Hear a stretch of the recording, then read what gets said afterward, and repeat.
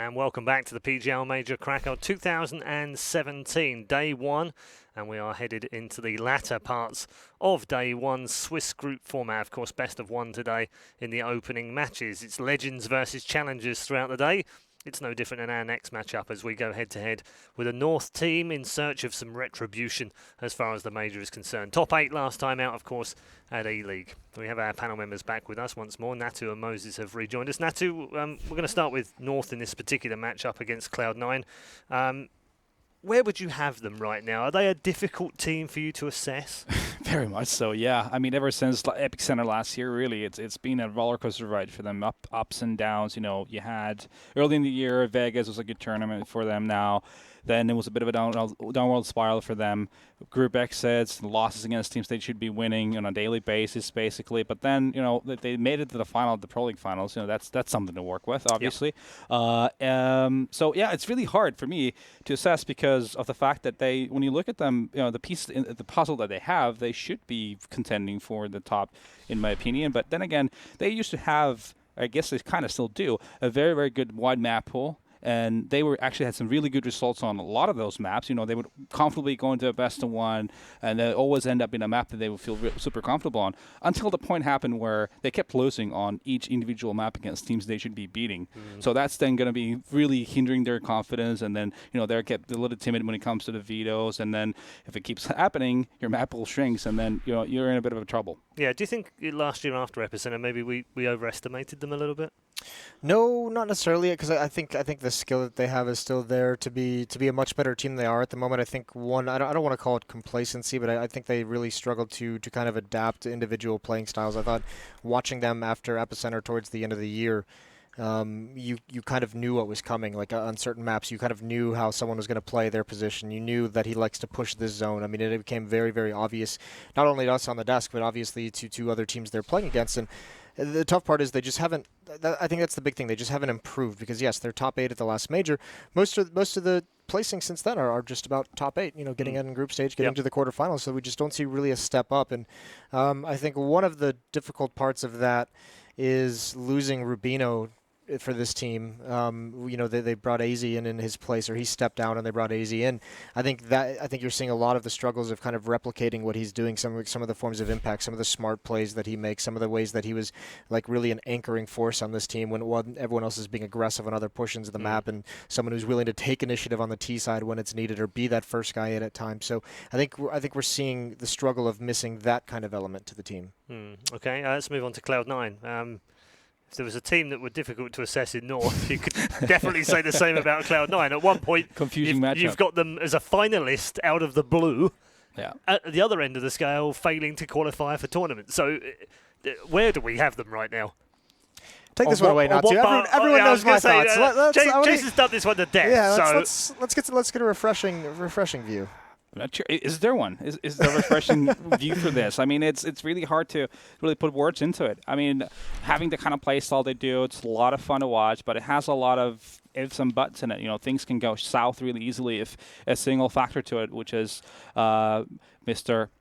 Stewie 2K doesn't really show up on the server. A lot of time that's a massive issue because he's the kind of guy who can be then, if their initial approach to the game doesn't work, he might be just making his way on a map like Hatch, just, you know, pop flashing on highway, and he'll go through a smoke, he gets the kills, and they'll just warm up a bomb site. But then again, I think Shroud and the way he's been playing recently has definitely been a catalyst for this team to be able to be playing as well as they've had, because it's good to have two guys to be putting up the numbers, but you definitely do need the backup from the others as well.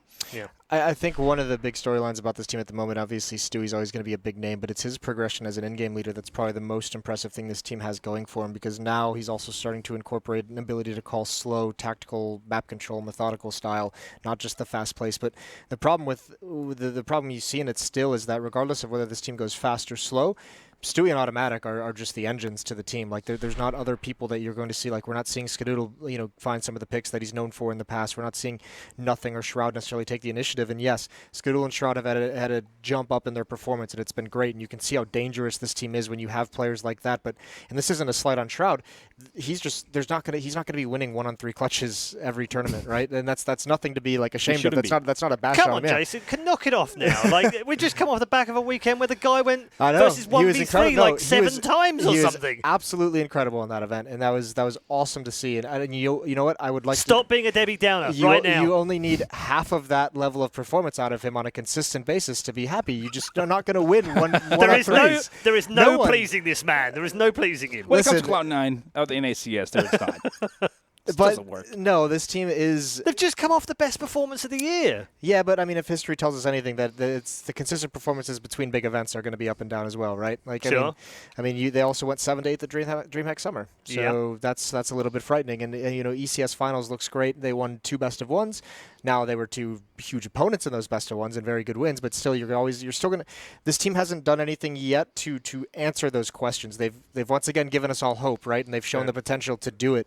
It's a matter of stringing this together, not over 3 weeks, not over 2 to 3 tournaments, over the course of months. Being able to compete consistently. I would accept that, but it's also about delivering at the major. Ultimately, yes. If they deliver now, then are you a believer again, Jason? It's been a phenomenal build up to this, and listen, I'm just scared. Listen, I'm just scared that I'm putting too much emotion into it.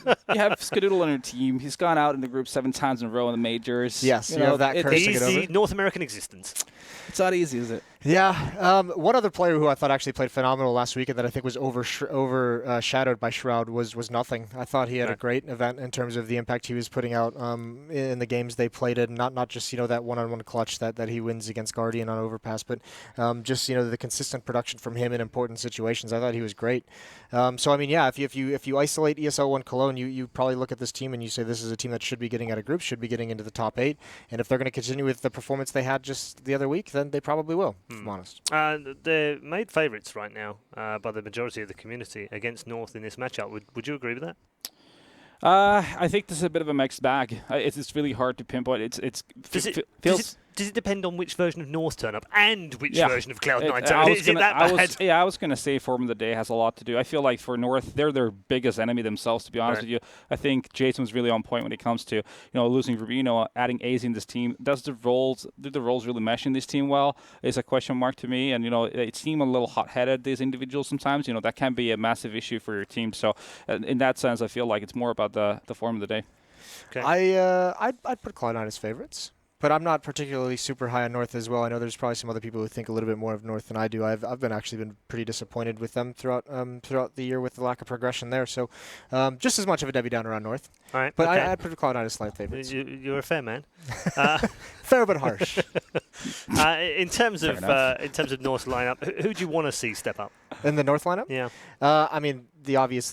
I want to see Magisk. I'm going to be honest. I mean, the 2 big names are going to be Magisk and Config, but we see Config, have very good games pretty frequently, and especially when he has a good game, like. It's such a good game. Like the impact he can have on the map, especially on the T side with the way he can take map controls and individuals, sweet.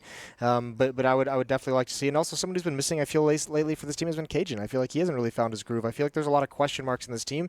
Very reminiscent of another Danish team, Astralis, on their rise. Throughout last year before they brought in Glaive.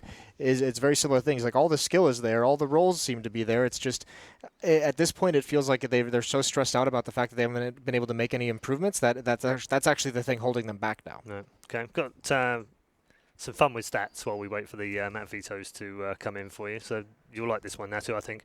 The most kills in one game at a major ever, not including any overtime matches, because that one is absurd. It's 52 by Nico, by the way. But just in standard regulation MR15 is 37 kills in a game, right? It's been done twice, once by Magisk and once by AZ.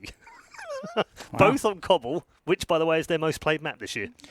That would have to be AZ when he was in Dignitas and Cluj-Napoca. Correct. Yeah, I was going to say, because that's what made him like... That was against CLG, by the way. Feels like just to rub it in a bit Thanks, more. Paul. Thank you for that one. No, but that was like the most heartbreaking individual performance was AZ and Dignitas. Yeah, well, they lost both maps. They got knocked out in 2 maps. But also... And AZ had like 60-some kills on those 2 maps. Yeah, do you know what? Magic's, when he got the 37 against Virtus Pro E-League, they also lost. Yep, that was the comeback. It was like 13-2 at half, and VP makes the comeback. Yeah, they've had some heartbreakers, haven't they? Yeah.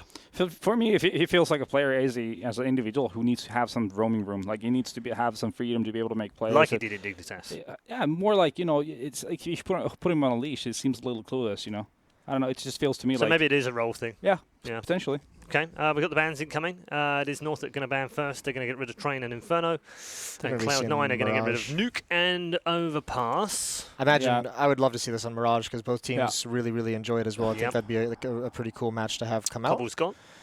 We're getting So there. I we think are it's getting pretty there. likely for that to happen, to be honest. So Mirage Yeah. or Cash? It's Mirage. Yeah, no, neither team really likes Cash. North's had a really, really tough time with it. Famously, MSL doesn't like it, and I know they've been trying to work it into their map pool throughout this year, and it just hasn't looked good, hasn't worked. On the other hand, Cloud9's got to be happy. On Cash, they actually have a 1-5 record versus European opponents, so they obviously don't want to play that one. But yeah, Mirage, both of these teams, I mean, this is a map as well where Cloud9's well-versed in the fast-paced and the slower style we saw them bring out just last week at Cologne, and even a little bit before that at the major qualifier. But when you're comfortable on both of those and you can bust them out kind of, whenever you want, that's what really makes each one dangerous when the opposing team doesn't know the speed you're going to be going at. Yeah, so this could be a good game now. We were Definitely talking will. about this whole random element of we don't know which version of North we get or which version of Cloud9 we get, but at least we've got a map where we know both of them can play and bring them in. Cloud9 looked very good on Mirage at ESL One Cloud9. It's only one event, but they did look good on it. And on the other hand, I mean, North and the foundation of this lineup has been one of the few innovators on this map. Coming up with strats where they'd place smoke towards A bomb site, hit the bomb site before they even landed. That was the Dignitas time of this lineup, and they were always very comfortable on it and really good at just gaining map control and having timings correct to make it super hard for the CTs to show any aggression towards that middle portion of the map. So definitely, this is the one map that between these two teams that's going to make for the best show, in my opinion. You see the players just getting their final thoughts and settings ready for this All particular figured game. In terms of predictions, then. I'm Because gonna I am going to make you do them for this, only because in all the other games it was Please, fairly Paul, straightforward. please. But this one is not straightforward, therefore I'd love to see you squirm. I'm going Cloud9. I'm going to go with Cloud9 on this one. I'm shocked. I know, you should be. I am absolutely shocked. It's a stunning turn of events. After the ribbing you gave them.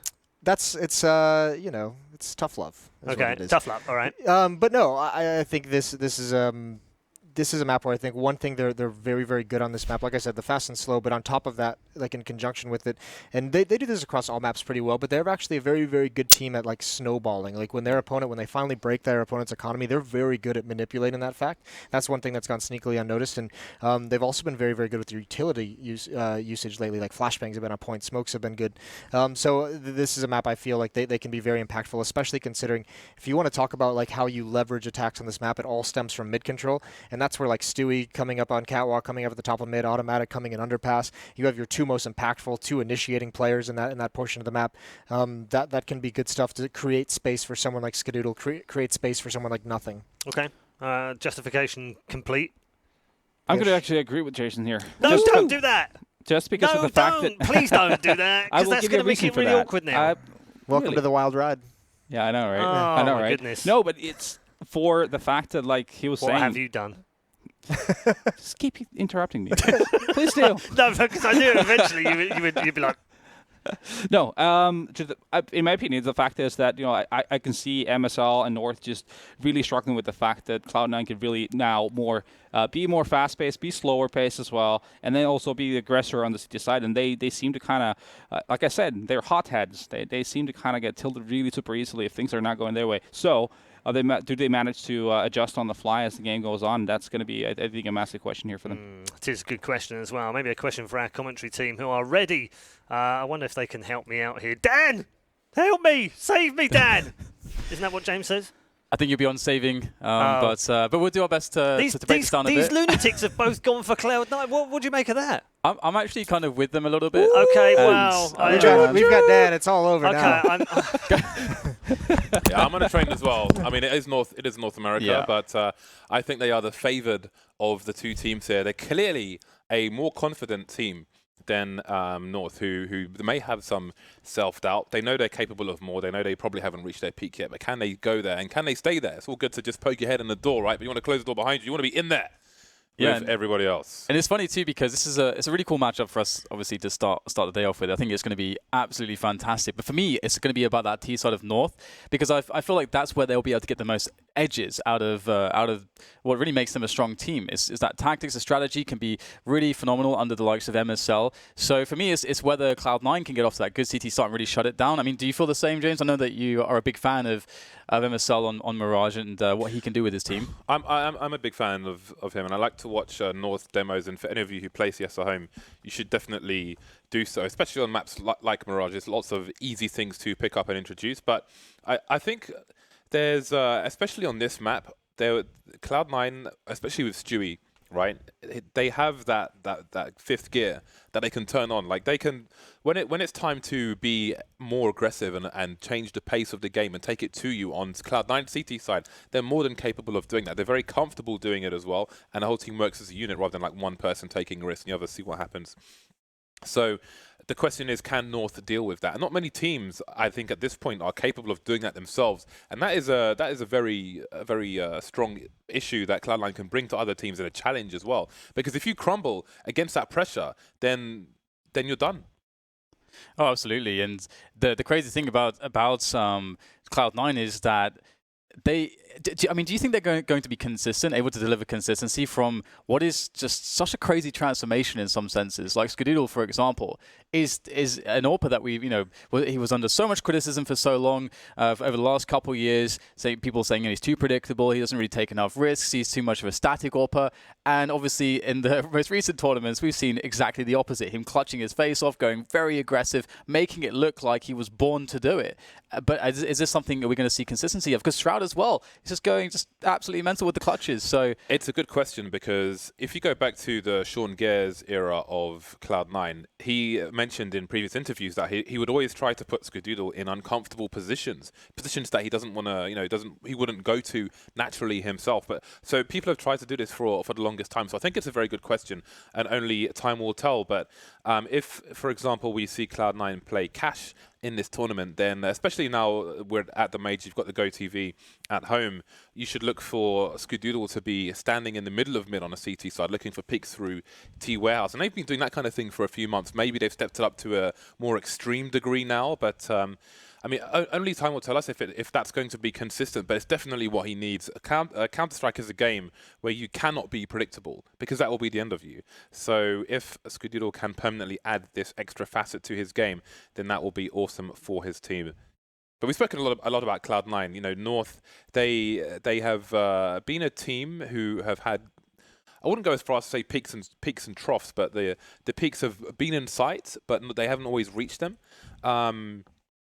But they have had some success of late, but not as much as people expect at this point, as people would like, especially with the level of organization they have behind them now at the heights that they reached in the last 6 to 9 months. So they definitely need to put their stamp on this tournament, to say the least.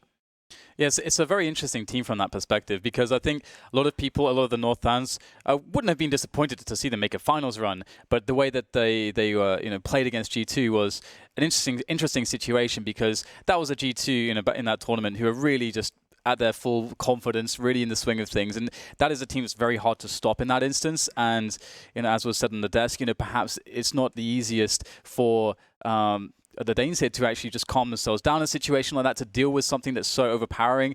But they're not going to be, they shouldn't be up against Cloud9 necessarily. But I suppose we shall let the game speak for itself when it comes to the performances of the players and where the pressure is actually really coming from. Yeah, speaking of performances as well, and looking at in-game leaders, like dedicated in-game leaders as opposed to, okay, well, I'll in-game lead because we don't really have one.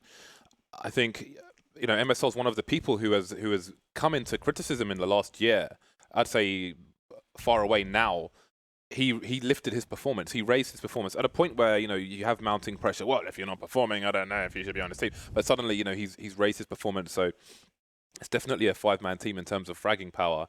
So that's a great plus. And if you can do that and still control the team, then that's fantastic. So we'll see what North have to offer. It looks like North are going to be starting on the T side of the map. So for those of you in Go TV, I would definitely watch MSL on the T side, purely because, I mean, it's all good watching teams and looking at people fragging, right? And that's like the spectacle and so on. But MSL, if you watch him, then you can see how he puts his teammates in position to do that in the first place, or at least to help them get into that position, smoking off areas and flashing his teammates into places they want to take for later executes. That stuff is important in Counter-Strike, and watching MSL on the T side, you could learn a thing or two about that.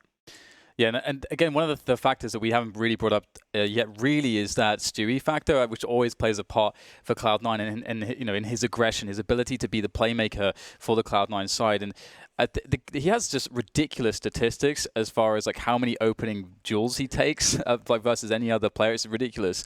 Very aggressive, and that's going to play heavily into part for Cloud9 when they get onto that T side. And I'm very curious how that will be for North on the defense, how they'll deal with that style, because obviously one of the really big things we saw recently from Cloud9 was their ability to actually have the firepower behind Stewie consistently, and not only the firepower but also the clutch potential out of the likes of Shroud in a lot of those spots, because that was a huge difference maker. Shroud was able to create a lot of situations which were very, very difficult for the opposing team, where they should absolutely have won with just unreal clutches. So that makes them a very, very strong, a very deadly T-sided team because of the explosiveness that they have there to bring to bear against their opposition. So I'm really looking forward to seeing how that will manifest itself in this matchup in particular.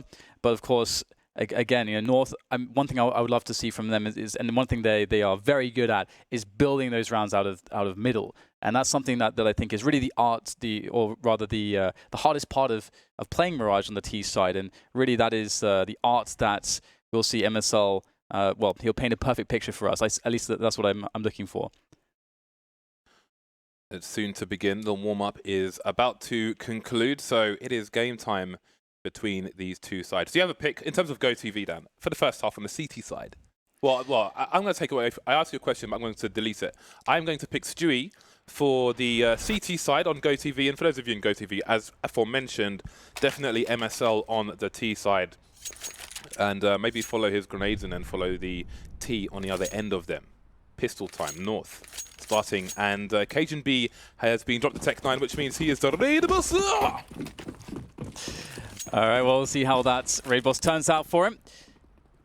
Let's deal with that kit and smoke for the CT side, always very important. And we get a pretty big, well, it's essentially a play from Cloud9 where they're, you know, if there is a B rush, they can defend against it, but they can play retake on A. But the mix-up is Stewie in Palace. That's a very unexpected position. And because now North are going through middle, taking over the A bomb site, he might become incredibly crucial. That's a great opener there, coming in from config as the bomb is now allowed to go down. And Stewie comes in from the back, but AZ's covering it.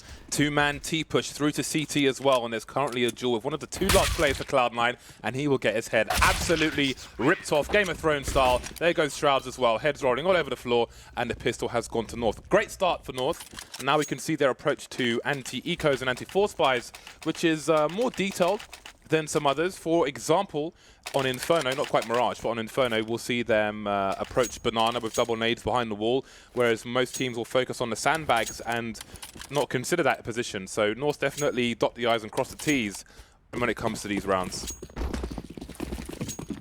I have to definitely just throw props in there for Cloud9 to adding that layer of detail into that last round, just having Stewie in the Palace. Almost never see that, and they're quite unlucky that didn't pay off for them. But as we see North now progressing into the middle area to run this anti-force spy, they'll be met with no resistance so far. It's in fact Stewie, as we can see on camera now, making an information play for the CT side. Cloud9 will have info that no one is towards T-Pit at the moment, but Stewie perhaps is not long for this well as AT is creeping in. But Stewie's got a very good position here, and he's played this perfectly, but he just has to finish the frag. Oh no, runs out of bullets. You hate to see that. Not every analyst is a fan of mid position on a round like this, because you're exposed to so many different positions and it could all turn into disaster for you. Almost 2 plays lost for North, in fact, but AZ will survive with 8 HP for the time being. Still 3 Cloud9 players alive, North without possession of either site. However, they've made the right decision in that Shroud is the only person towards B rather. Automatic though, not sure if he's going towards mid or B, but for now Shroud is alone. It's going to be a tough spot to hold. Let's see if he can do it. Shroud, oh, that's a good start there. The weakened AZ finished off by the P250 as Shroud, but he will fall, leaving Automatic and Nothing to the task. A quick crack there from Automatic, increasing the damage done. Nothing, maybe with another one. Indeed, the bomb down. 20 seconds to go for the plant. Now Nothing can actually do this one. Magisk is fairly healthy. Here comes nothing around the corner. Magisk looking for it, though. And that will be the rounds. A very expensive round for the north side. And just imagine had Stewie made the kill by T-Spawn, how that would have changed around as well. That was very winnable and very well played by Cloud9. This was very unfortunate for Stewie. If he just took a slight second more, put his crosshair on the head, but I think he might have been afraid of the avatar facing him.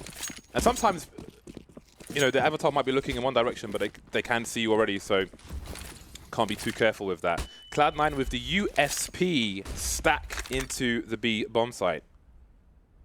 And MSL, he's going for a fact-finding mission. He's going hiking. He's a rambling hiker, that. And he may be trespassing on private land because the CTs have been forced to defend. However, the rest of his team will move into the A site, and he will run distraction. Yeah, that was perfect, wasn't it? Just got all the information straight away. Not for like, yep, this is an easy one. Just go all the way into A. We know there's pretty much nobody going to be present there, and all the kills will be picked up. But we can't forget that previous round from Cloud9 where they were able to get 4 kills. So they did really make that force buy worth it as far as, you know, speaking about economy pressure goes. And now we're going to see North in a situation where they're not as cozy as they may or would have liked to have been. But the issue for Cloud9 is whether or not they can actually put the pressure on the wounds here and take this round away from North. Skadoodle will have an AWP, but he doesn't have any Kevlar with that. Yeah, that's an interesting start to the CT half, and that may stop him from going towards the middle position because he would be subject to grenades. He will start on A ramp. In the meantime, AEC is going to be looking for a fast play into connector, almost classic phase style. 2-man push coming in, looking the wrong way, spotted by nothing. As that smoke goes down, the fast play completely failed. The bomb's been isolated, automatic with the continuation of spray. Won't be enough though. Still Mac 10s in play for the time being, but rifles will be collected. And we got Skadoodle there watching like a hawk with that AWP over by the A-bomb sites. In Cajun B, he won't find himself an entry there. He's going to try his luck elsewhere as he makes his way towards the B apartments and sees what he can find. It's quite the run, and he does have plenty of time here to really work this. And this may be one of the more unexpected angles for Cloud9 as they do have possession of the bomb, and that does give them some level of expectation as to how KGB might want to attack the round. But the question is, did he give away a sound cue there that was audible for Shroud? It may have been the case because I think some positions were shifted indeed. We've got nothing now, looking for that push through the vent. So Cajun B, surely there's no way he can do this now. They know where he's coming from, and there it is. They set it up, and they knocked it down. Good round from Cloud9. Unbeknownst to Cajun B, Shroud was in ladder room and heard him running through apartments before he even got to the site, so the game was given away. Now that was a failed round from North, but it was a very interesting one. You have to consider how sharp you have to be on timing to rush connector and have those grenades go down into jungle just in time. So that was really sharp stuff, definitely something to look at in a replay. Doesn't work for North on this occasion, trying to overwhelm Cloud9 before they know what hit them. And that may be a sign of things to come from North, who are back on the buy. Skadoodle now has some clothing with his AWP. He's no longer naked. MSL and Cajun B moving top mid. Config maybe flashed into connector. Fairly standard stuff for the North side if that happens. Just a dry peek from him, actually. So indeed some changes. You see Automatic moving around in the ladder room looking for a peek, but the smoke will deny him. So these counter smokes from the CTs will slow things down. Ooh, that was very scary there for nothing. Down to 13 health. Cursory bullet through the smoke from Config. And again, North, they have to wait out these grenades somewhat. And it looks like Cloud9 haven't given away middle just yet. Of course, they have, well, they've given up the middle itself, but connector is definitely watched over by Cloud9 at the moment. They've got a passive position by Stewie, sort of having to watch 2 spots, as you can see here, worried that there could be someone boosting through the smoke, which his teammate Short could not cover. Automatic is still smoked off. This is a great positioning here from North, ready to go for the split onto the A-bomb side. It's really going to be down to nothing as well. 13 HP on the shadow position, and Skadoodle here for the initial defense, and it's going well. They're getting picked off like a scab on a child's knee by the CTs. 5 players still remain alive for Cloud9. This is a huge round for them in the early stages of Mirage. Perfect round from Cloud9. Colgate smiles all over 2-3 for North, who are going to be in eco territory at this point. Config somehow's got 3,900, but apart from that, it's 2 to 2.5k for the Danish side.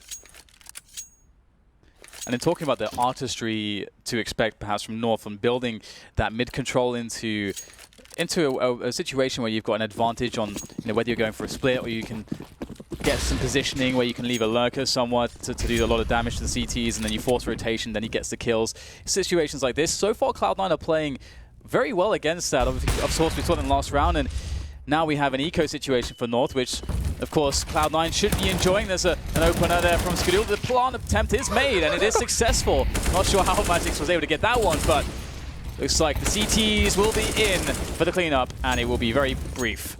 Yeah, it was easy to get the bomb down there, spinning like a spinning top, which was quite hilarious, trying to avoid the headshot and make his hitbox as random as possible. Proved successful, so that bonus money is in, but we are all tied up 3-3. Hashtag Palm Tree Boys. How many of you knew that there were cannons in CT Spawn of Mirage? Look at this. Spinning. I was going for a song there, but I don't actually have a song that stops spinning, Dan. So What, you spin me right rounds? pretty much. You spin me. Yeah, Yeah, we won't go there, but Marvelous. everyone knows it. Yeah, let's leave it alone. One orb. Magix has gone for the Krieg, Dan. You're a fan of this. The Krieg is here. 100% armor penetration when you really need to break through them walls. Yep, and of course it's a very accurate weapon. Very accurate weapon. Magic's one of the few players still trying to really make this work. It is a bit more expensive than the AK, but we'll have to hold that for Skadoodle now. In the forward position, will receive a rush, takes down the first player. No scope missed on the airborne Cajun B. Stewie quick though, able to take down the player, trying to go for the bomb plant. Not going to be successful this time. Good positioning here, held by Stewie forward. He needs to buy this space for his teammates, even gets the kill with the assist there from nothing on the incendiary. And just like that, Cloud9 able to stop the rush. Yeah, they were surrounded like a 90s action hero movie, where North, MSL caught without a gun in his hand, just forced to face the firing squad. Nothing he could do at that point. So another failed mission for the North side, who are heading towards maximum loss bonus after this eco round. So it will be essentially the buy between the buys already. Kevlar Tech 9s for most of the squad. So let's see what they have to bring to this round. Magix is top mid, the rest of them in B apartments, where Strad is currently on his own. So there's a window of opportunity. But it may soon close as Automatic heads back towards B. So it seems Cloud9 expected a rush towards A, but they were wrong. Shroud looking to go Juggernaut mode. Immovable perhaps, but no, he is eventually taken down after 2 kills. However, his job likely done here as his teammate Automatic is fast into the B-bomb site and cleaning things up without too much of a hassle. Just nothing left here to get the final frag. Oh, perhaps not. Magisk able to steal that one away. And he'll take the AK as well. So just looking to do some damage here. And yes, I mean, generally speaking, I've been impressed by how decisive Cloud9 have looked so far in the opening here.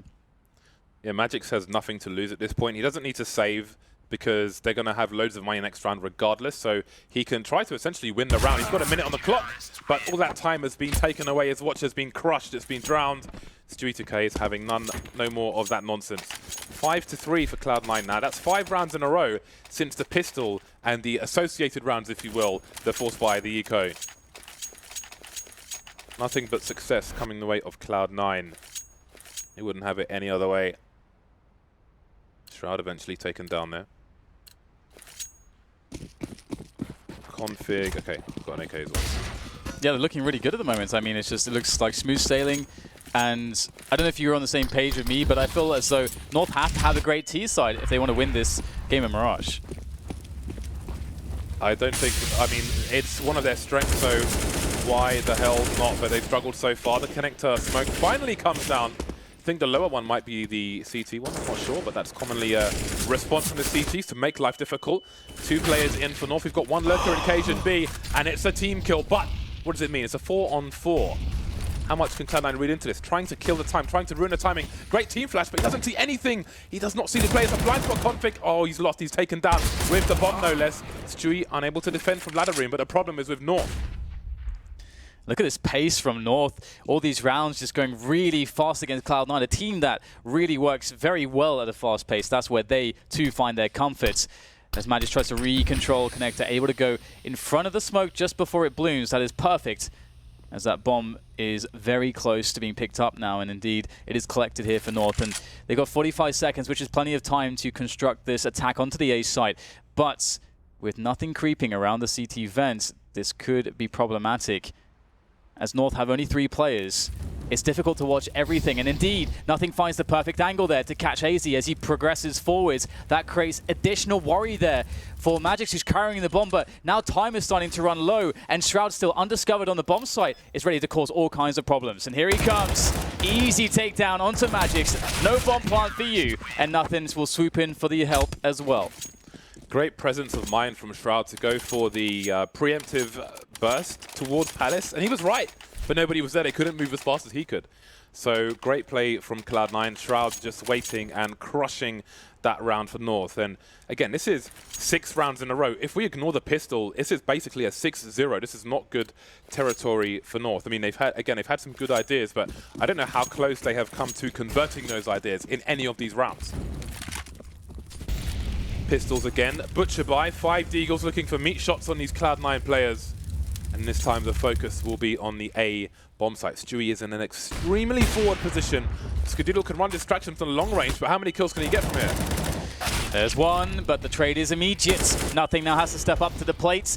He's done a decent job here so far. Still, Cloud9 have an AWPer in Skadoodle by the toll booth, ready and waiting for the opportunity to strike. And North are having problems at the moment getting onto the bomb site with these pistols of theirs without any further utility to aid them in the push. And with the bomb down on the side as it is, things get now increasingly difficult. Oh, the timing. Automatic goes down, and maybe there's a chance after all. Those puncturing sounds. 3 on 3. No rifles collected by these players. The Shadow, does he realize what's going on? Nothing. Does he see the Shadow? Did he see it at all? Either way, he's got himself 2 headshots, and the third player finally materializes, but gets hit by the phaser straight away. I don't think he noticed the Shadow there. Or maybe he did and took a read that he could look the other way. 7-2-3. Let me know your thoughts. Do you think Nothing saw the Shadow? Saw he was on the fence and could look the other way because he knew where the player was? Or did he have no idea? I think I think that he noticed the Shadow, but he thought that the player was below instead of on the fence. So that's what I think. But I think you're insane. Maybe we can ask him later and find out. I'm sure. But I think he probably realized he was. I think he saw the Shadow. Yeah, he's it's actually awesome because Nothing. I mean, so many players from Cloud9 have at some point, of course, as many professional players have in some points of their career, been under a lot of criticism. But Nothing was one of the players to come back into his own in the last 6 months or so, bringing these great performances. Automatic and Stewie, of course, they joined the team. They were performing amazingly, and now with Shroud and Skadoodle playing as solidly as they have been. And so far today, in this match, although it's only 10 rounds in. It's looking pretty good right now for Cloud9. 7-3 is the score for them. Nothing is 18 for 4 at the moment. So he is all over the place. He is in that ass. I would normally say arse, actually. I do apologize for my my UK brethren. He's in the arse. Doesn't quite have the same ring to it. It's the arse he is in, not the ass. Enough about that. 3 players in the middle area for the T-side. Automatic moving into the ladder room once again. Now, we've got a potential duel later on between Magix and Stewie in the apartment, but for now, we've got the CTs repositioning and North making their way through. Automatic picked off, looking around the smoke. Speaking of which, I thought Nothing might have it, but he doesn't. Skadoodle left as the last man on the A bomb site. Did he see the player on the stairs? He did. MSO has no idea that he's exposed, but AZ will finally trade. And when Skadoodle's firing off like that, you almost expect him to just knock all the pins down. However, a 3 versus 2 North in a late round situation where they have the advantage. We haven't seen this too commonly on their first half just yet. But can they close this advantage down into a victory? Facing Stewie there, the double face into short. That's going to be good. Now Shroud left in a clutch situation. Will he be visiting the top of Reddit today? Is the question now as the incendiaries are thrown. The bomb is planted on the A bomb site. Shroud waiting patiently for the first opportunity. Bit of info there for him. Seeing those bullets graze off those barrels. As he makes his way forwards, there's the first engagement. But Config will win it, and a round for North. Round number 4, in fact. And as you said, James, they won North did win the pistols, so this is really the first actual success they've had in the buy versus buy round. Yeah, it's their first buy round win. And the problem is at this point, Cloud9 have 3 players who started this round on more than $11,000. That said, money very quickly disappears when you're on the CT side, so if North can string some rounds together, well, I mean, it's round 12. They need to string all the rounds together if they can. AWPs finally on both sides. Cajun B may end up dueling with Skadoodle. Currently around Connector. He will tag MSL, take some damage himself. I don't know how many plays he saw top mid, but it's very early days in this round, so C9 won't be going crazy with this information. Going back to the well now, it's Skadoodle and Cajun B caught in isolation. So confident, so ready to be anywhere. Skadoodle just staying out there in middle. Playing off the smoke. Picks up that opener. Now North need to respond. They've gained connector control. Connector control is very important. You can play off of it in a variety of ways. Either either play there as a lurker, or perhaps you can use it as a position to split onto the A bomb site with. You can see at the moment North still have their players spread out across the map. I believe, waiting potentially for any sort of information play that could have come in the B apartments, but Cloud9 have been quite passive there. And it's going to be up to North now to make the play. And there's one from Config, but there's the return. And still, where does this leave North? 40 seconds remain. AZ in the site on his own. He needs some help. He's taking damage. He's down to 10 HP. Skadoodle still holding lines, but he's been naded into oblivion. Nothing's gone as well. 2 versus 3, but 2 of these 3 players from North are in the red. How can they try and plant the bomb? They've smoked jungle, and they're going to try and plant on triple, but MSL, he's so close to dying, but he's still alive. He makes the hero play, and it's Magic's versus 2. Only for a split second, though. Full health, but that won't matter. Shroud to take him down, and the worst has happened for North. They've won 1 round after losing 7 and lost the next round immediately.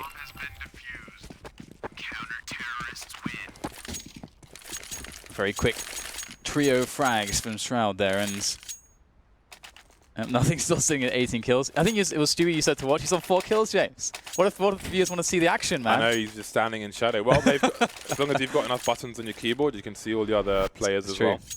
Very true. And here is the lovely 3K from Shroud. Very quick, just the snaps, that precision and speed from Shroud is becoming incredibly deadly. Speaking of very quick, one thing we won't see is when Skadoodle got that kill through Connector, the way he moved through A to escape and reposition, checking Palace, checking ramp, very, very careful. Awareness of the entire map, and that's really important to have in an AWPer. So definitely something to learn by looking at Skadoodle on this map as well.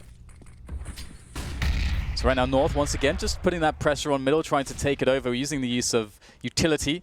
There were 7 smokes on the map 10 seconds ago. And look where it's positioned North now, looking to go for a split onto the B bomb site, using short and the B apartments. And they have a lurker towards Connector as well. The first time they've really run this strategy. Let's see if it works out for them. In they go, and the entry will come. But still, Stewie lurks.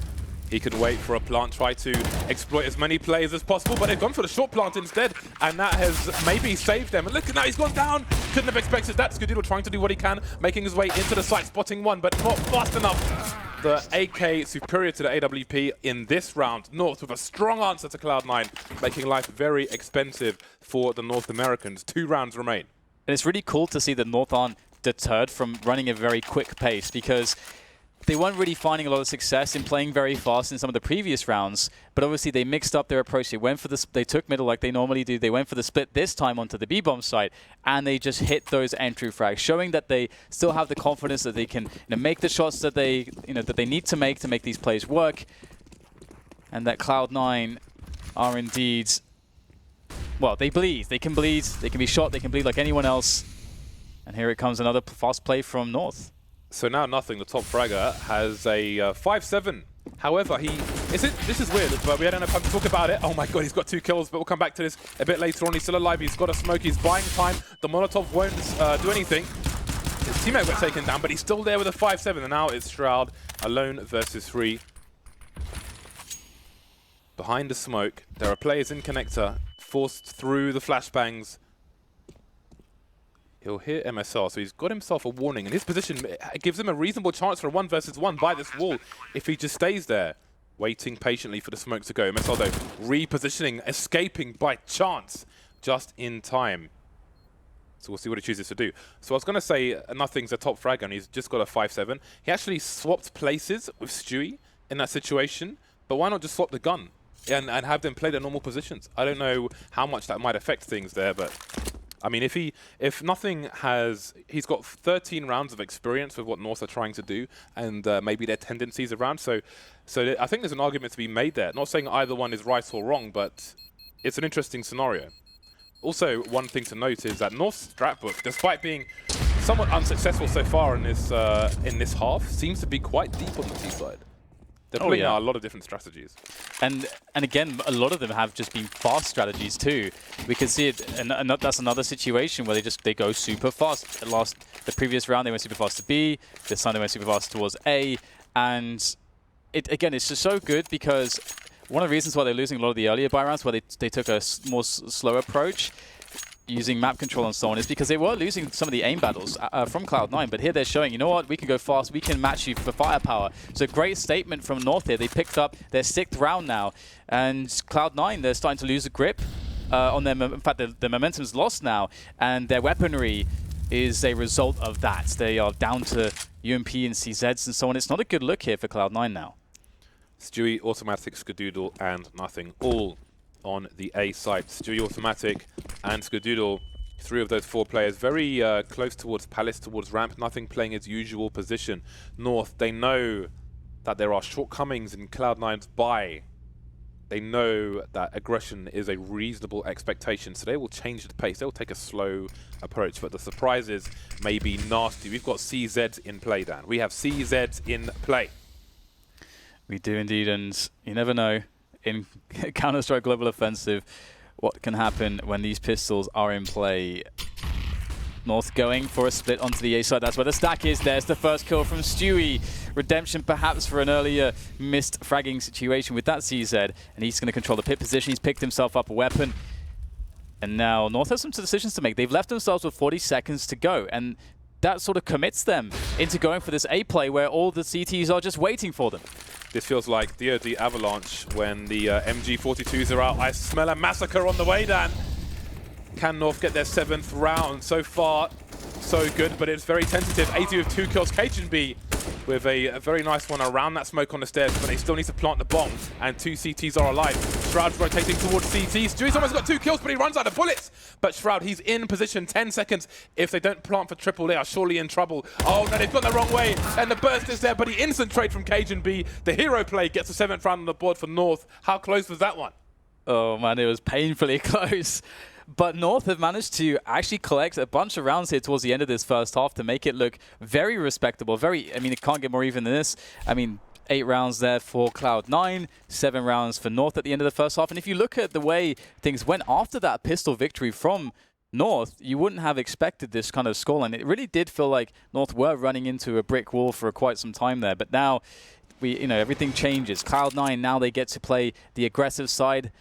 And for me, I was expecting to see potentially their best performance on this side. And one thing that has impressed me from Skadoodle, I know we talked about him a lot, is how he has made the AWP work on the T side of this map. Because it's not the easiest thing in the world. Skadoodle and Nothing will be the grenade men for the T side. Skadoodle with the Molotov, which can have some post-plant use if you keep someone in the high ground towards, well, in the apartments, because depending on where you plant it default, or if you plant it for short, you can stop diffusers coming in from the apartment position without facing, but you pretty much never see that situation, only on train, in fact. So we'll see what they do. The late flashbangs coming in as they jump out of the window. The timing is important there, but Magix, he is keeping it quiet, and that's going to yield him 3 kills. They're going for the 4th one on Nothing, being very, very patient there, and he will get the 4th kill. He's got no pistols left, no bullets left, Dan. No bullets, almost had grenades. I know, I was enjoying that. But anyway, fumble there. It's a great 4K to kick things off. That position has paid dividends for both teams, but the pistol, very important early on. Magix is like, please come in, please come in, please come in. Your tickets have been revoked. It's actually incredible how often you see highlights from this position in the pistol round. Obviously, it's not as typical as when you would see the players actually exit from the position, like outside the balcony where he was standing. But yeah, really good damage from Magis, great performance. But they have to deal with a force buy. That's oh sorry, actually a half buy. It's only, or is it a full? It's a force buy, no, sorry, mate. it's full. Force buy. There it is. Sorry, couldn't see the armors. I am in need of some glasses perhaps, but we'll see whether or not Cloud9 can make this investment work for themselves. Not a lot of utility for North, but that could work out quite well if they can keep Cloud9 at distance. But interestingly, like 3 players have gone through to underpass, but they've left the bomb in apartments, which Skadoodle is going back for. But Strad's lurking outside A. So I'm not quite sure what the plan is from Cloud9, but maybe the mysterious plan will be revealed soon enough. But it's an interesting place to leave the bomb, because Skadoodle's gone from mid into apartments and then come back out again. Boost from the T's, but they've been spotted. They know what's up. Config will be heard on the ladder, and the T's will make their escape. So the bomb has gone from being left in apartments to rotated back towards A. So perhaps there was some mid-round discussion as what the plan was. Now we've got automatic in the connector area and 2 on the ramp. Shroud taken down, but it's Skadoodle carrying the all-important bomb, and there it goes. that was really nice there from Cajun. I think it's just some pre-fire, in fact, just around the angle, and easy frag there in mid for Config. So this is all but falling apart here for Cloud9. Automatic would really love to get some damage in here. He needs a frag or 2 at the very least, but will be denied by a very clean performance from North. Well done to them, as now they'll be reaping some of the rewards, as they will now be up against Glocks, and they can further build their bank. 5,263 souvenirs dropped. 69, 76, 83. I was just looking at that as well. It's nice, isn't it? Nice. Yeah, they've updated it from last time. Yeah. It's nice. I In like fact, that's it. part of the PGL overlay, because the in-game one is the same. Impressive. North with a 1-round lead. Cloud9 on the Glock train. The Glock train has got plastic wheels. They are worn. They're not even straight. They need truing, to say the least. Life is not good if you're on a Glock train. MSL and Cajun B will be ready to receive these players, and headshots will be deployed. Blat, blat, blat. There it goes. More USP kills. A lovely thud to finish off the 10th round for North. Yeah, and they're making this very, very fast, both of these teams, because of the manner of... Obviously, that's just a Glock rush, but just generally, both teams seemingly want to play it pretty fast, and that's always exciting to watch. I think Mirage is obviously a great map for that sort of style. And I'm very curious to see what the approach for Cloud9 will be, generally speaking, and how perhaps it may have changed since they had some of the results that they've been having recently, and how things have changed, how the confidence levels have changed in the team as well. Perhaps they prepared some new stuff here. I am assuming this is a technical timeout, and there it is. Technical pause. Boom. You can see the... I forgot what those screens are called behind them. The command center or something that has all the... The watchtower. The watchtower. There we go. Watchtower. Thank you. The watchtower, which has... I was marveling at those earlier. The watchtower, which has all the screens on. Yeah, that's very cool. He looks at it with perfect timing. Outstanding stuff. Interestingly, some of the Cloud9 players are wireless mouse fans. I don't know if they use them. I think at least 2 of the players are using wireless mice, or use wireless mice, but maybe Automatic is one of them. It's crazy. Days was going on about that, saying like he was the biggest skeptic and he was converted. It's technology. Yeah, it's pretty cool, man. Some of those actually have less latency than some wired mice. Well, that's the thing that would blow your mind, isn't it? It kind of feels like it would be counterintuitive in that sense, but obviously... I imagine it's so minimal that it doesn't matter as far as humans are concerned. Same thing with monitors. I mean, CRTs are the cathode ray tube technology. That's pretty much instantaneous, as far as I understand. And TFTs, LCDs, whatever, there's latency there on all the monitors we use, but you don't really notice it. It's so small these days. So marginal. It is not relevant for the most part. Nice adjustable stands there. So none of these people are paying me, by the way. But they should definitely. Well, we're just talking about the technology, James. Awesome, we're not. I know, but I mean, they should pay us, because then we would have money then. There we go. Basically. All right. So sounds good. This will be resuming soon. I like these little cameras and their clamps. That's pretty cool. You're a fan of clamps? I'm a fan of clamps. Yeah, G clamps are good.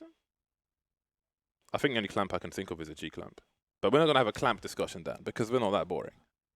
I feel like we could do that. It's one of the. We could. We are more than capable of clamp discussion. I know, right? But we will not engage. It's one of the things that we haven't really discussed. Clamps. Out of all the weird things, we have discussed in the past, clamps have never really come up for some reason. Over the years, we have never discussed clamps. Yeah. If you've got something to say about clamps, then you're welcome to tweet me. There might be some enthusiasts out there, If you're a clamp enthusiast, then tweet Dan. But if you're just a general person who has something to say about clamps, then tweet me. I think that's the way of the way things should be. Marvelous. So 10-8. Not much to read into this just yet. I mean, well, do you think that Cloud9's aggression will be too difficult for North to deal with, or are we underestimating North by saying that? Well, it's interesting too because I think so far Stewie's had a frustrating game. I think he's been playing. He's been playing well, but he's had some of these spots where you would expect him. He would expect himself to get kills. We had very early on the force buy round where he crept into T-spawn, was unable to get the kill there on the T-side player there with the CZ. Why is everyone in Counter-Strike has a ginger beard? Have you noticed that? Like even Anders' beard is ginger. I never noticed that until like a week ago. I was like, everyone's ginger on the beard, but not necessarily elsewhere. Like there's a distinct two different colors there on top of his head and the bottom of his head. I like how this confounds you.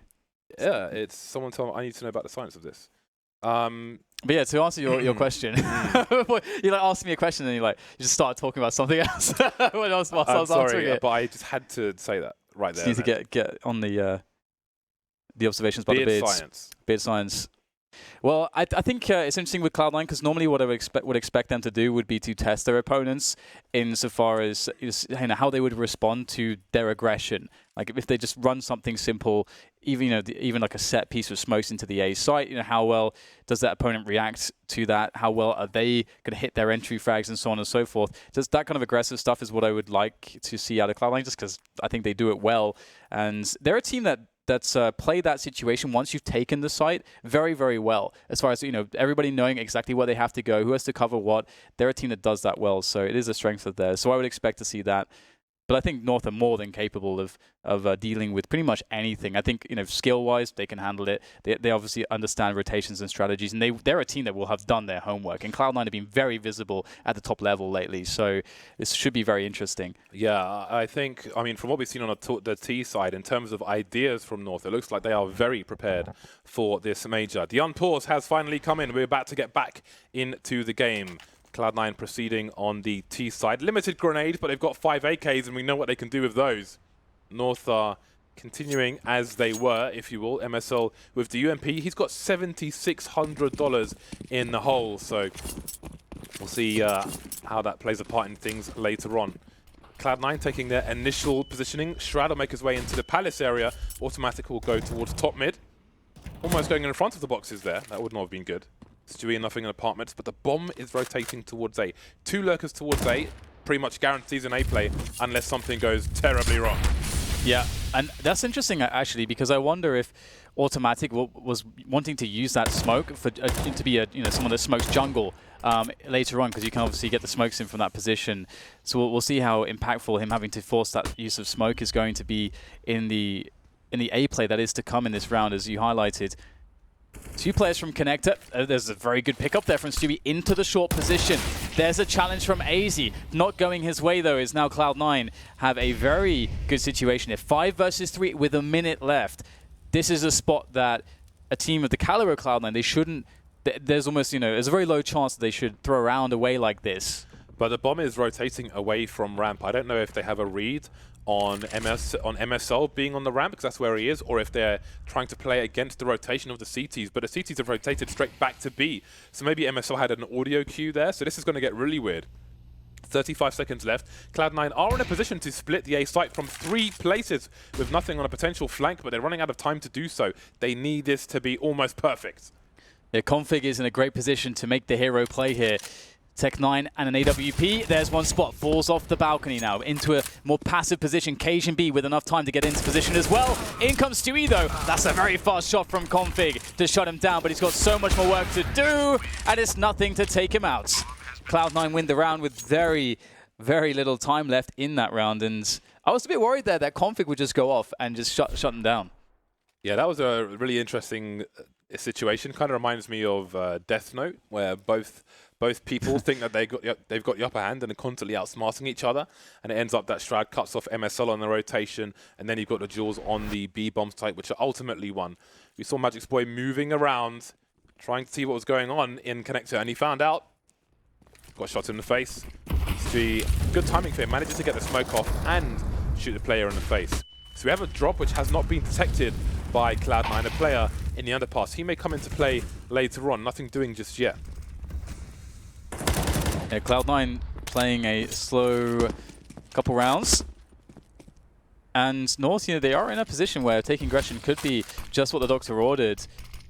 How cognizant will they be, though, Cloud9, to try to anticipate stuff like this? Config could have the perfect timing on a peak, but it looks like he may have been spotted indeed. I think Stewie saw a pixel there. Perhaps the shoulder was exposed. What on earth is that? Able to turn around and take Stewie out. Again, another frustrating situation there for Stewie, but he still has 4 teammates there alive and kicking, ready to go into the B-bomb site. Who doesn't have 4 teammates around him is Magic's boy at the moment, alone on the B bomb site, and now that's being open for business. But Cloud9 don't know that just yet.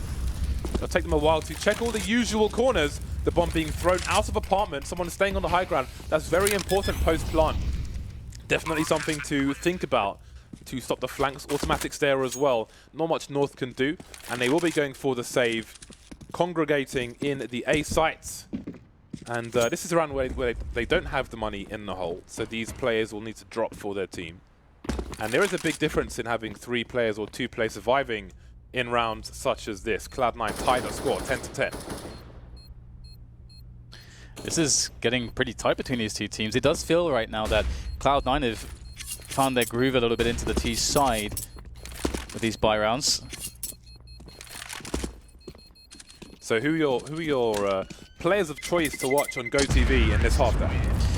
As I said previously, I think Skadoodle is definitely, if you're someone that likes to pick up the AWP on T side of Mirage, I think he's one of the better players in consistently creating opportunities and getting action, because sometimes it can feel as though you just get shut down by smokes, superior angles by the CTs, and life can be difficult, but he's consistently able to make it work. So he's definitely a player for me, and Stewie, of course, as well, is just the playmaker for the team, despite having a frustrating game so far in a few spots. But a fast timing from Automatic potentially here, just straight towards the pit position, making sure he's safe against some of the pre-nades thrown by the CTs to counter rush timings.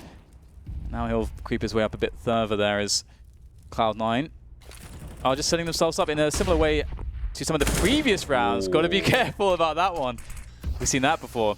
Yeah, and it's not safe for CTs to stand by the barrel anymore either, because you can shoot through the lip of the wall straight into somebody's head. We've seen that recently. I think at the offline qualifier we saw that. Yep. So that said, Magic's boy has gone straight back into apartments after smoking it. Cloud9 may move toward the middle area. Shroud still lurking towards A, but I think we've got a smoke towards mid to allow Stewie to move towards the boxes, but 1 minute on the clock, and it seems it might be a B split attempt. I like this play here from North. And also from Cloud9, North need to take some slight risks here. They don't have great weaponry. They've got the UMPs. And Cloud9 also anticipating aggression. They've slowed the round down dramatically, and they're going to go for a quick play onto the B1 site now at this point. A set piece with smokes, but Magis is in such a forward position that he might be able to get 2 quick kills here as they run in. There's number 1. Magis looking for more there. Perfect timing on the flashbangs there from the CTs as Magis has to pull back, has to pull the pistol out. It's just not good enough. And there's Config now just sitting on the bomb site, waiting for the opportunity as Cloud9 desperately make their way in. Desperate is the operating word right there as Config annihilates the offense. Oh dear, Cloud9, it's all falling apart.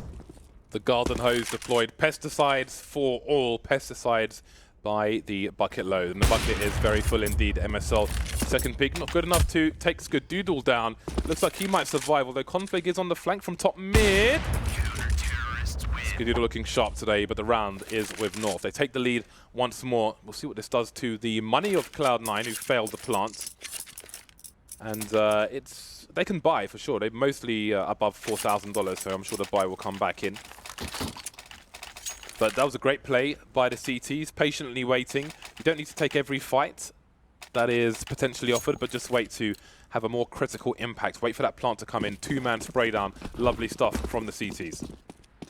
Oh yeah, and it's one of those spots where the chaos is high and these positions can go unknown, but they're gonna have to hold that for Config wants to create more chaos here. He's going for that aggression there on the side of the smoke on short. What will he find is the question with that FAMAS of his. This is a very scary place to be in. Bit too many flashbangs there for him. He's gonna fall back.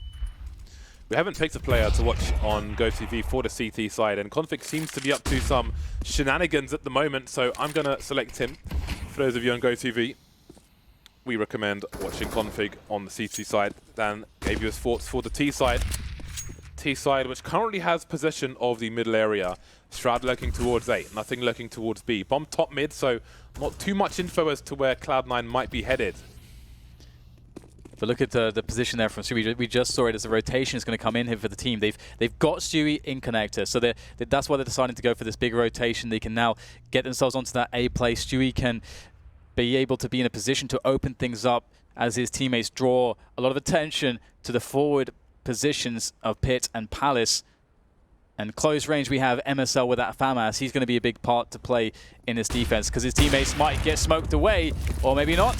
MSL ready with that FAMAS, but what damage can he do? Nothing. AZ stuck behind the smokes, unable to help his teammates who are falling one by one like a dog through dominoes. It's a total mess here for the CT side. The inverse plant completely exposed for the Ts. Good presence of mind while they've got the smokes down towards jungle and possession as well, with Stewie position there. And again, North are in for the save.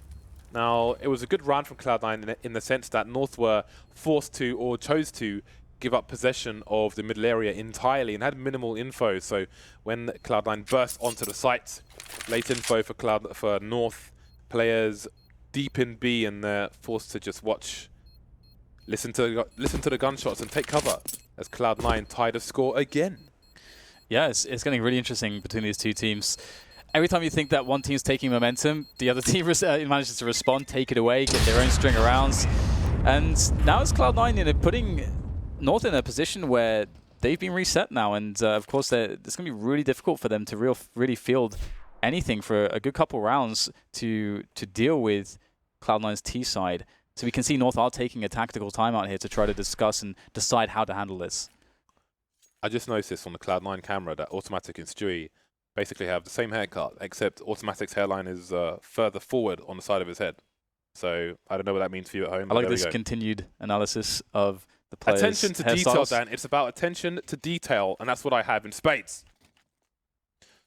Indeed, it is 11-11 at present. Those are the two boys there, and you can see it's even pointing in the same direction. Wind-swept hair. It's beautiful stuff. It's almost as handsome as the Observer portraits. That's true. I've missed those. If those have been up on the screen, I've missed those. I definitely have, Dan. See, attention to detail. I'm all over this. We're back in the game, though. 11-11 is the score. Cloud9 and North seemingly unable to separate things too much at this point, but Cloud9 have a great opportunity to do so. As we see North just spending all their money here. They have just been reset on their economy, so they have to make this work. Magix was able to, of course, save an AK-47, so there is a lot to work with here for North, but surely Cloud9 will try and anticipate an aggression here from North. These dudes are in mid like Mel Gibson and Danny Glover. Back to back, and it's going to be successful so far. I don't know if Automatic spotted two players. Is there a fast response from Cloud9? Yes, there is. Molotov's towards the sandwich position. Shroud trying to get out of Palace, but he's being sprayed through the smoke by the C team. Speaking of which, MSL doesn't feel confident to stop the bomb plant from going down, but the success is being had anyway. Skadoodle now, last man, 1 versus 4. They know where he is, but can they kill him? Almost a headshot, but not quite. Config goes 1 by 1. There's so many of them, but they're picking one at a time. Skadoodle with a lovely fast shot. How is this happening? It's down to 1-on-1. The odds are ridiculous. This is impossible. But Magix is coming in from the back. Skadoodle seems to know, but Magix sees him in the smoke. What a ridiculous performance. But North, they went in 1 by 1. It was like single file. Now it's your ticket to come in and get wrecked by Skadoodle. Oh, that is bad. Okay, they win the rounds, but almost everyone dies. And their economy was absolutely horrible. So this gives Cloud9, despite losing the round, a really good opportunity to just absolutely crush North. So what a performance there from Skadoodle. It's absolutely now massive there. Ticket number 2. Now serving ticket number 3. Now serving ticket number 4. Jesus. It's insane as well because he also anticipated the player from behind, but through the smoke it's just so impossibly difficult. Yeah, but let's not forget, he just did colossal damage to the money of North. So if they can win this round now, then who knows what happens. But Config is still up to his dirty tactics. He respects nobody. And this is interesting. North have had so many small aggressions in middle, and generally they've been able to get away with them. Stewie, though, he's crept in towards Connector, and I wonder if he's gone...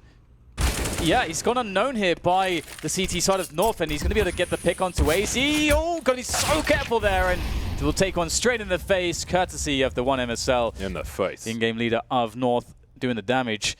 And that's a 3 versus 4 situation for Cloud9 here. So North, in a comfortable position. They've got a player on Shadow still towards A. The only thing is that they haven't seen the bomb, and there's plenty of time. Nothing. He wants to give some players some haircuts, just like Fallen Cole did a few weeks ago. 3 versus 4. This is a huge round for Cloud9. If they can win by elimination in this round, the implications of Skadoodle's play earlier is colossal. Stereo kills for the Cloud9 side. Now they're looking for Dolby 5.1. Config, the only man left. And I don't know what choice he has here. I feel like he's got to go for it while the bomb's not down. Because again, if they lose this round, then it's what Skadoodle did in the round prior. May lose them the entire map. But there we go, a very fast 2K. The bomb's on the floor. There are 20 seconds remaining. They're forced to run Cloud9. He'll hear the footsteps of nothing, but nothing lands the headshot. They win by elimination, Cloud9. Where's your money, North? The cash has been taken away. Yeah, the money's was run out completely indeed, and it's, oh my God, it's so impossible to explain even how, for example, Cloud9 just get 3 kills almost like instantly across the map there to walk into the side, only to be almost shut down by Config. Insane back and forth between these two teams now, as North are the ones really drawing the short end of the stick. As Cloud9 have also terrible economy, but they have the weapons. They just won the round, so they're going to be in a position to, if nothing untoward happens, of course, they should be in a position to really just get themselves towards 14 rounds, making a nice 14 to 12 sort of situation before North can buy again. Then there's a spot where if North lose that buy versus buy, Cloud9 are on 15 rounds. So you can see in that sense, Cloud9 are really in a big advantage, but we can't count North out on these rounds. There's absolutely, there's so much evidence to suggest that North can make this a doable round. And they've actually purchased a lot of smokes here, which might make things a bit awkward for Cloud9.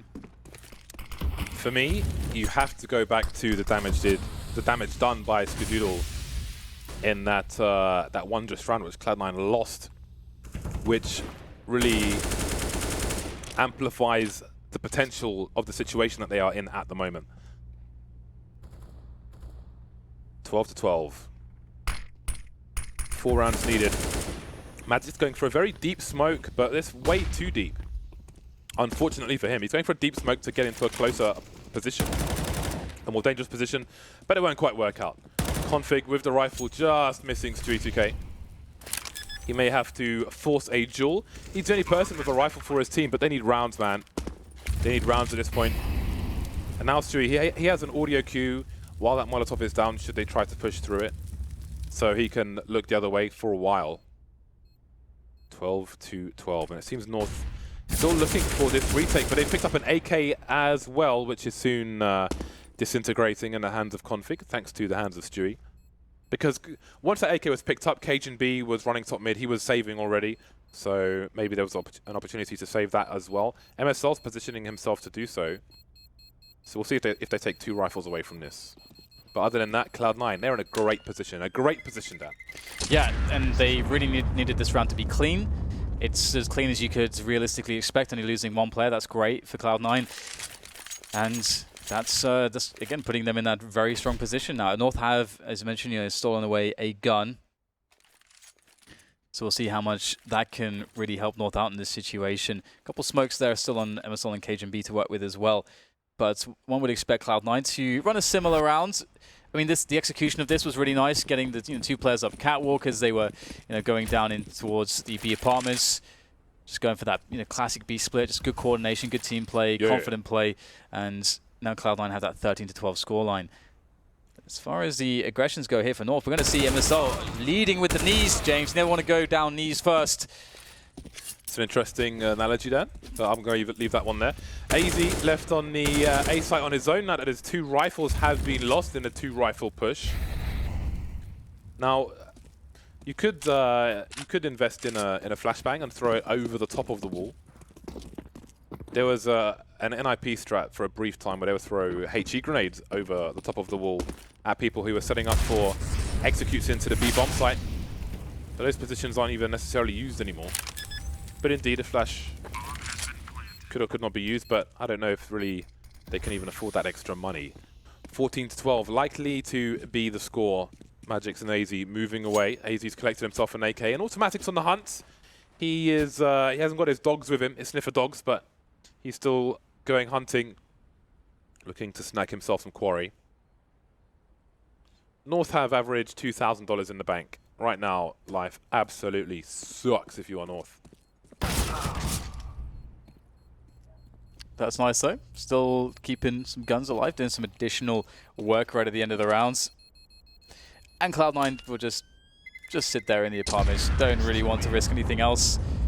Skadoodle will be covering that with the AWP. And 14-12 is the score. And this is the point that I'm talking about here, is North now. And by the way, they have indeed, of course, taken 2 guns from the previous round into this next one. So that's really important. It's going to allow them to be able to purchase much more in the way of grenades. But this is the all-important round. Should they lose this, they will have a pretty poor buy in the following rounds, and Cloud9 will be on match points. So this is the round now for North. They must convert this one. Stewie will be the lurker towards the A site. It's a nice flash from Automatic. Haven't seen that one before. Learn something new every day. Three men around mid for the CT side. But it seems if there will be presence from Cloud9, it will be late. Cloud9 have hardly thrown any grenades at this point. They have utility by the bags. While we have lack of action, just want to note that we once set off smoke grenades in our office and in the fire brigade game. That is a fact. Not really too surprising, the outcome of the cause and effect, James. So North have rotated Cajun B towards the B bomb site now. They're trying to anticipate action from Cloud9, and it seems they might be correct, but Cloud9 have still got a minute to play with, a minute to toy with. North have done good to save their smoke grenades, though. They've got 3 more, so they can make life difficult for these North American players. Yeah, Cloud9 have not really put that much pressure on, have not forced them to really use those, and now we'll get the play in from Cloud9 as the creep comes up short from Cloud9. They've got a couple players there in the apartments to make the push with. Shroud has to get the opener here for his team, but he will be the one opened up by Config's M4. Stewie now, what can he do? It's actually Skadoodle to get the pick off there in return. Stewie through the smoke!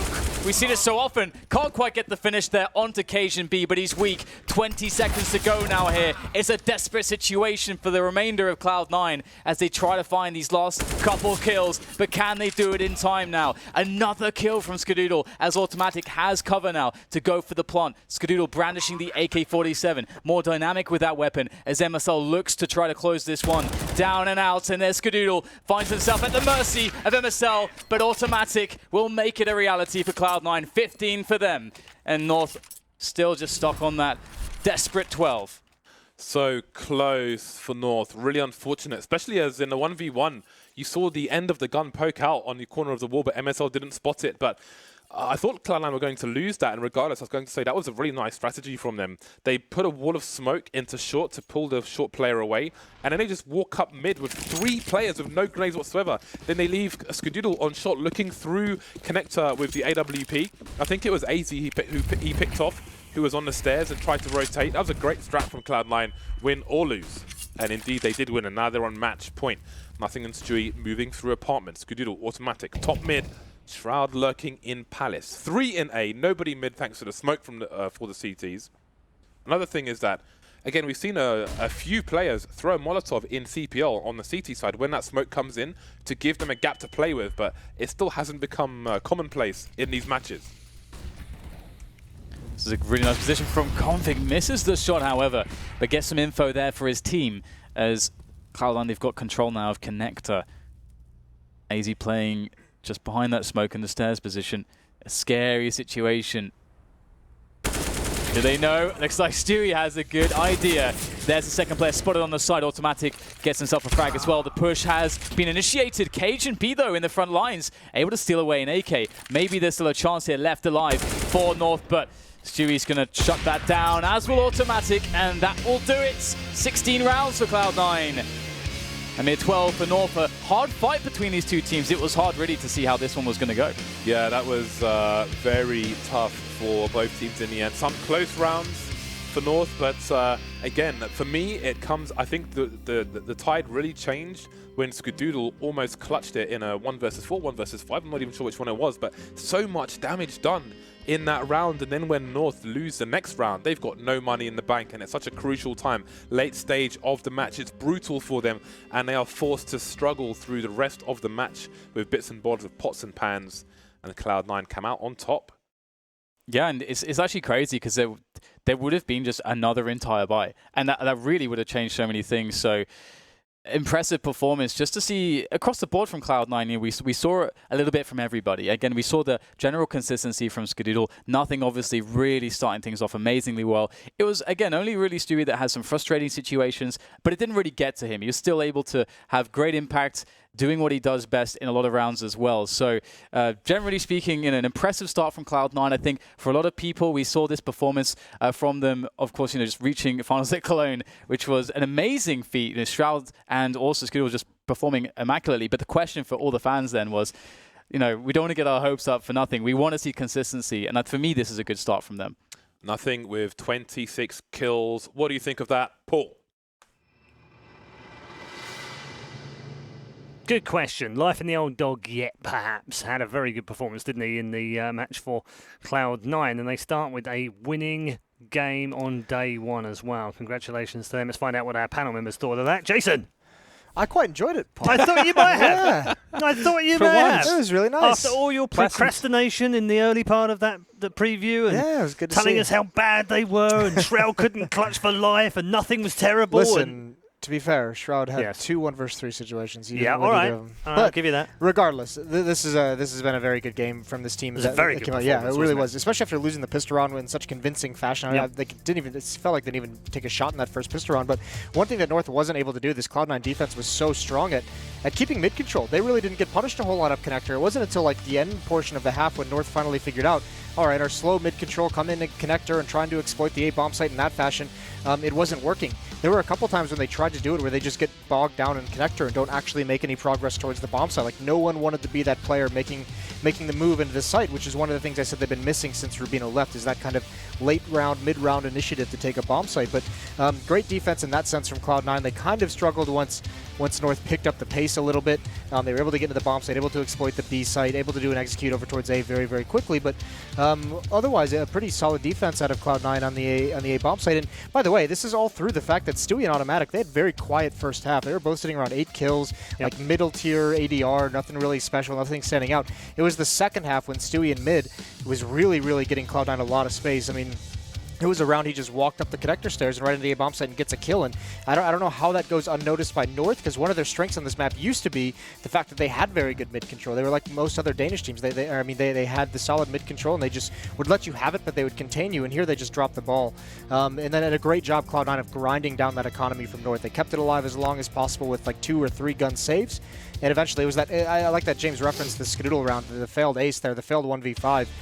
But those 4 kills were huge. That's what allowed them to get reset right at the end. Here we of the go. game. This is the round that we all went crazy about in the green room. Yeah, and upset the Chinese casters. Sorry about that, boys.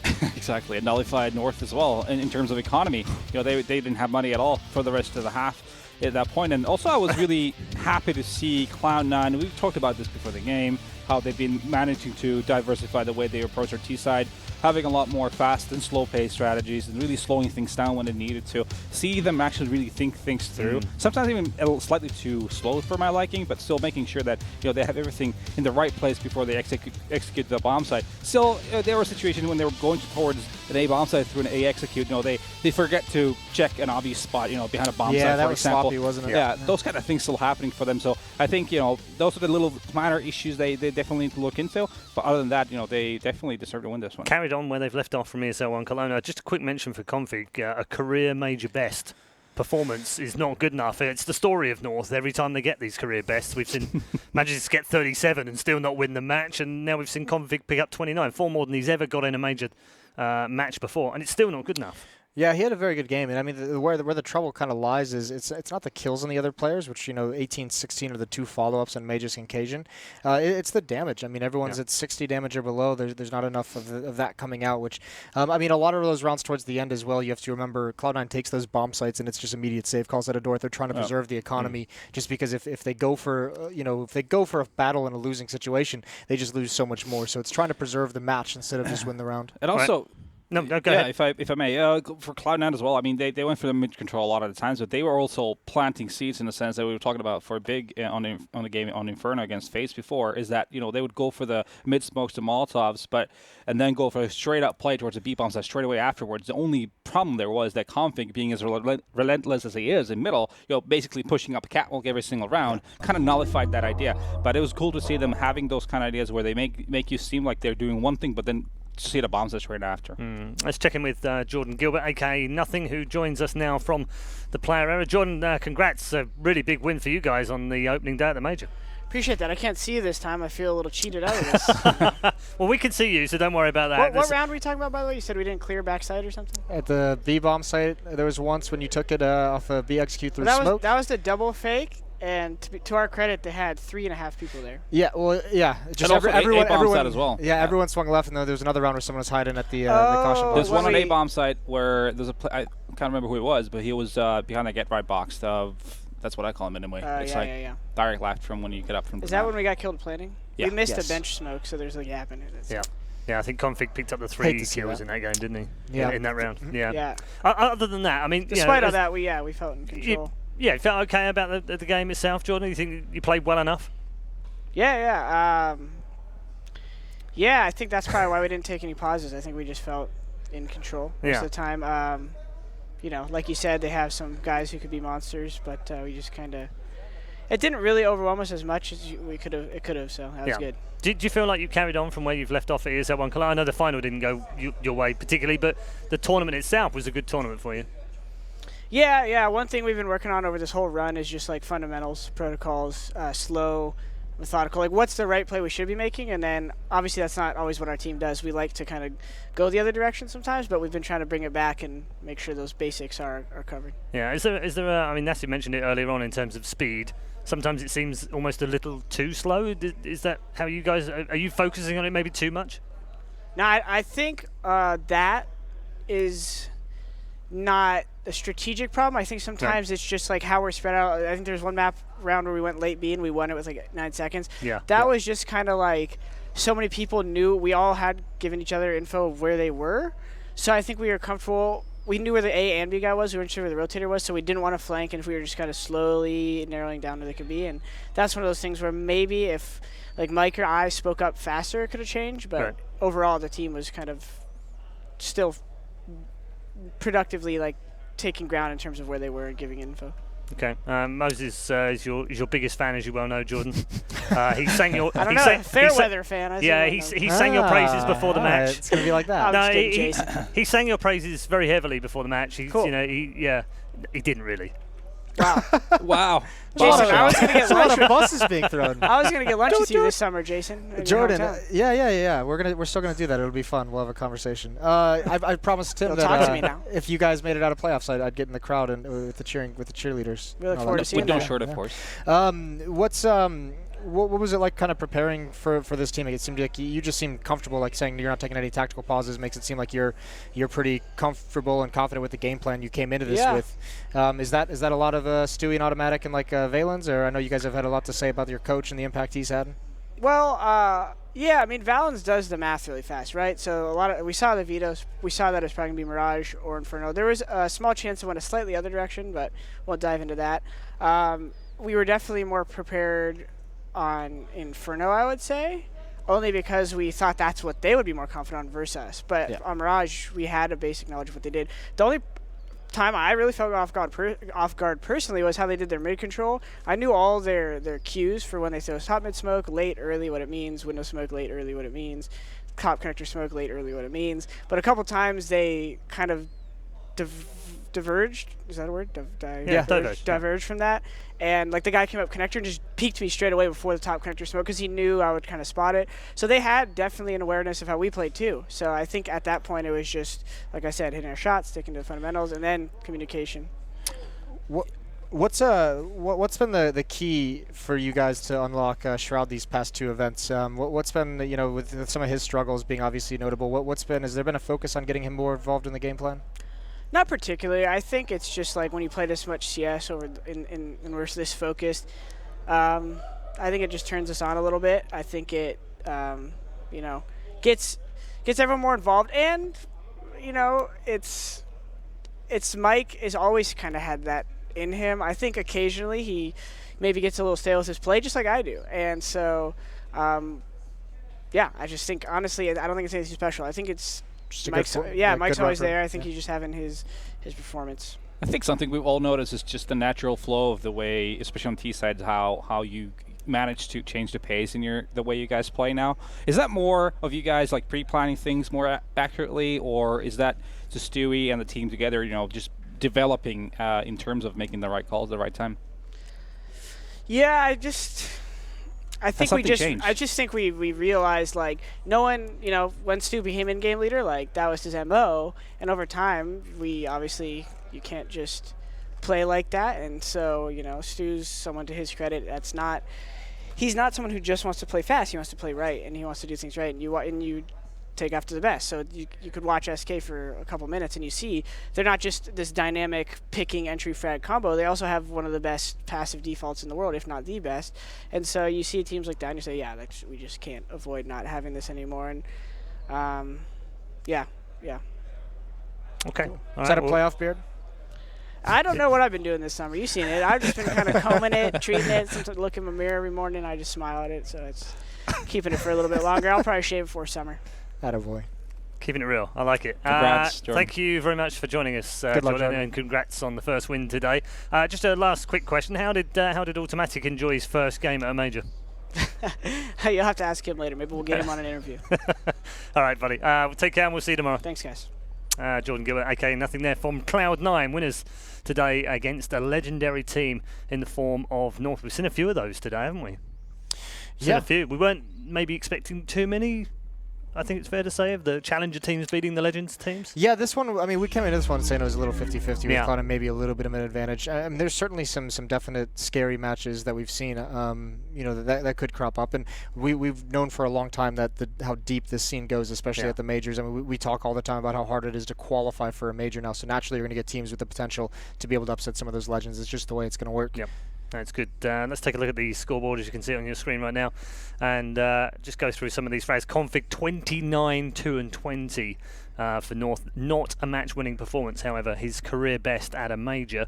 The rest, however, needing to step up. And that team, Cloud9, led the way by nothing with 26 kills. Had an absolute monster first half. He was 18-5 at one point. Yeah, like monster first as half. well. Yeah, I think that was after like 11 rounds as well. Yeah, he had like 2 or 3 4-kill rounds, I think, in that first half, which is pretty nuts. For to sure. think about, yeah. And plenty chipping in as well. Skadoodle 22, Stewie 18, Automatic 15 in his first ever major match, and Shroud with 12, which leaves the old man of the team as the MVP. I think that's well deserved, isn't it?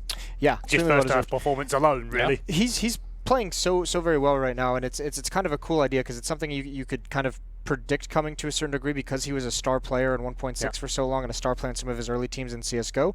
That, you know, when it happened, like when he starts taking this like step back from the aggression and starts letting Stewie and Automatic be the playmakers, he's in a great position to like really just use the, you know, his veteran, his experience at just having a massive impact for this team. I think that's a lot of what we saw today. Yeah, he's definitely enjoying his Counter-Strike again. I think he had a period where it was a bit dark for him, but he's definitely back and enjoying it. Everyone goes through those ebbs and flows, I think. Yeah, 100%. Yeah, you probably could speak to that better than me. Yeah, I mean, I took almost a couple of years off completely from the game, coming back, and then just feeling really refreshed about it, and just having a different approach altogether, and just had a lot more fun with the game, basically. But yeah, it does apply. Does happen, doesn't it? It happens to the best of you. Especially someone like Jordan, who's been through like the major up and downs of the Counter-Strike scene over the Seen years. it all, hasn't he? Yep. Seen it absolutely all. It's been incredible.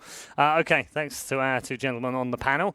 We are getting ever closer towards the end of our first day. It's getting quite late here in Krakow as well, but fear not, we've still got plenty more Counter-Strike Global Offensive to come. Next up is the delightful match, because we've been looking for this one all day long.